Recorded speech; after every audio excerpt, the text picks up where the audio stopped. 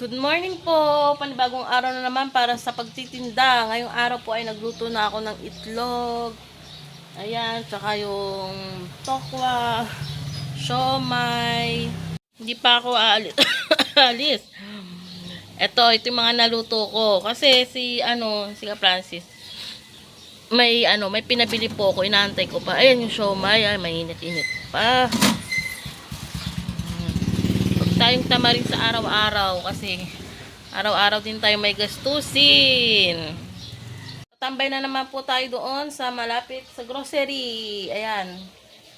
Pag Lunes, marami pong tao doon. Kaya sana ay mapaubos po natin ating positive lang. Charet. Bili na. Ito po ang siomay na dim sum. Ayun, kasarap niyan.